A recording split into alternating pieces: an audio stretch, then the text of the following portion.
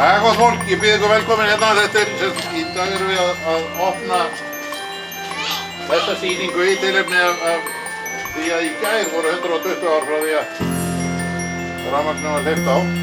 Og hérna, ég ætla sjálfur ekki að segja nokkuð skapaðan hlut, heldur ætla bara að gefa orðið yfir á Rósu og þegar hún hefur sagt nokkuð góð orð þá ætla kórinn hérna að koma í spotta. Það var ekki svo vel. Já, takk fyrir. Komið sæl. Bara virkilega gaman að vera með þetta í kvöld.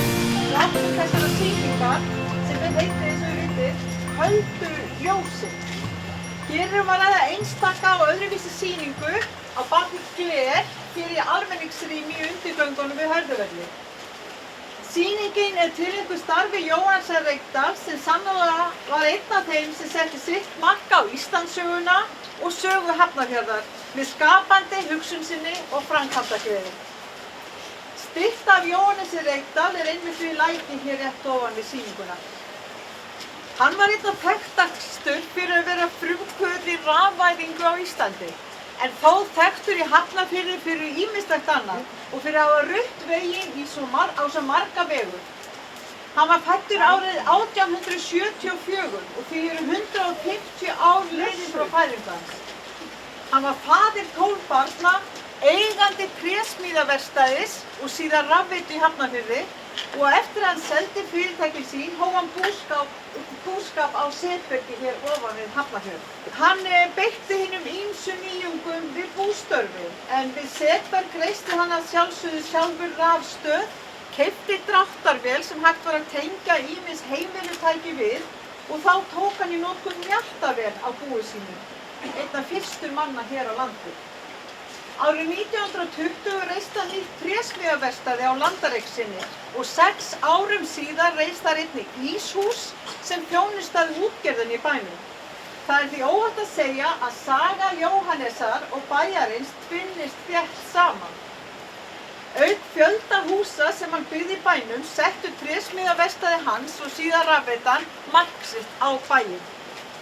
Jóhannes var einn af stofnendum Vatnsveitufélags Hafnarfjarðar, varamaður á lista í fyrstu sveitarstjórnarkosningunum í bænum 1908, fyrsti slökkviliðsstjóri bæjarins og fyrsti formaður í stjórn Fríkirkjusafnaðarins hér í Hafnarfirði, svo eitthvað sem nefnt.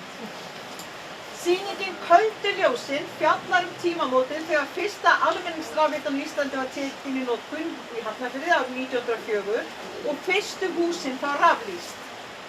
Síðan eru liðin 120 ár. Talið að fyrsta raflýsingin í desember 1904 hafi náð til 4 ljósastaura og rafmagn hafi verið leitt í 16 hús. Í sýningarrýminu búið að endurgera trésmíði Jóhannesar og með gagnvirkum og táknrænum hætti verður kveikt á fyrstu húsunum sem fengu rafmagnið í Hafnarfirði árið 1904.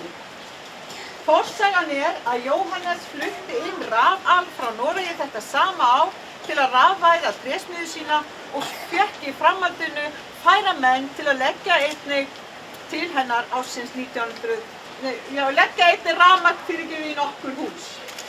Jóhannesson Reykdal reisti þessa stöð hér við Hörðuvelli. Hann reisti rafstöðina einn og óstuddur og sá rekstur hennar til ársins 1909. Þá keypti Hafnarfjarðarbær rafstöðina. Sýningin Köldu ljósin verður aðgengileg alla daga ársins, allan sólarhringinn og það snjöll og skemmtileg að gestirnir sjá sjálfir að virkja sýninguna með því að toga í spotta eins og verður gert hér á eftir og tendra virknina.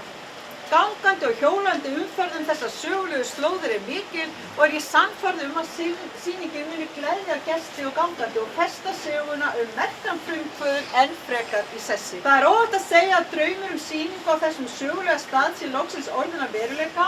Sýningin metnaðarfull og frábær viðbót við sýningahús og sýningastaði byggðasafns Hafnarfjarðar sem voru allt til dagsins í dag 7 og eru nú orðin 8 með þessari sýningu.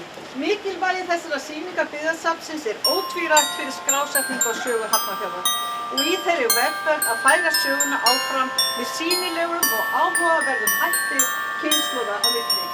Bestu þakkir til allra þeirra sem hafa lagt hönd á plóg við gerð og umsetningu.